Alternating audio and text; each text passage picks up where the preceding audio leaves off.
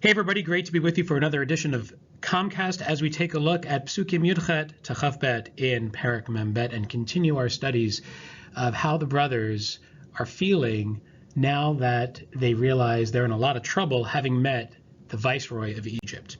There's a very interesting exchange that happens between the brothers, and once they start to realize they've gotten into some trouble with who the person they don't know is Yosef, they say to one another, Vayamru ish el achiv, this is in Pasuk Chaf Aleph, Aval hashemim anachnu al achinu. All of this is happening, all these accusations that Yosef has brought against us, is because we're guilty over what we've done to our brother. Now, what exactly is it that they're referring to? What were the brothers guilty of? And what is the use of this word here, ashemim? It's a very interesting word, and it has some connections to this particular time of the year that we now find ourselves in. So the Rashbam looks at the word ashemim, guilty, and says they're guilty over having thrown Yosef in the pit and ignoring his cries for help. Remember, a few chapters earlier, the brothers who had grown very jealous of Yosef and tired of his bragging threw Yosef into a pit with the plans to actually kill him. Eventually, he was sold off into slavery. But that moment, when they threw him in the pit and ignored his cries for help, they were guilty of showing a lack of kindness and consideration to their brother. And for that, they now are starting to realize that maybe that's what they're in trouble for.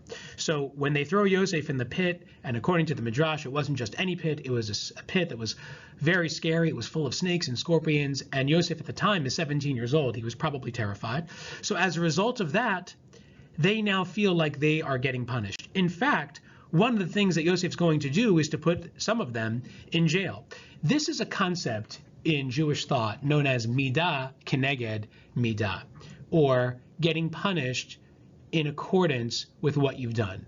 In other words, if you do a certain crime, the punishment you get for that crime is related to the crime itself. So if they threw Yosef in the pit and were guilty of throwing him in a pit, which sort of acted like a jail because he couldn't escape, they themselves are going to have to experience the same exact feeling and experience of being in jail, and that is midah keneged midah. According to Kli Yakar, another commentator from medieval times, this was actually Shamone speaking when he says, Aval hashemim anachnu, we are guilty for what we've done to our brother. This is Shamone, who was the one who was essentially leading the conversation, and he's the one more so than the other brothers who felt guilty over what had happened. In fact, it's going to be Shamone himself that Yosef puts in jail, and we'll have a chance to look at that a little more carefully a little later on.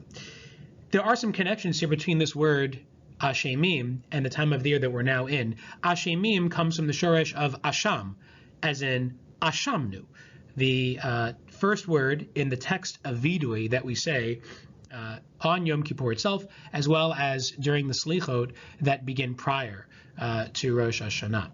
And the word Ashamnu means that we're guilty of doing something wrong. Part of what the brothers did here was reflect on some of their past behavior and think about things they had done incorrectly and begin to learn from it. As we will see and have already started to learn, when you do teshuvah, it requires a process of reflection, but also admission of saying you did something wrong. You can't say you're sorry for something unless you first admit that there's something to be sorry for. And that is what the brothers did over here. Aval hashemim anachnu, we are guilty, just like we do during this time of the year in Slichot and on Vidui during the Tefillot of Yom Kippur. We acknowledge that we've done something wrong. Acknowledging that you've done something wrong is the first step towards correcting that problem. You can now turn it back over to the next student for his or her turn in Comcast.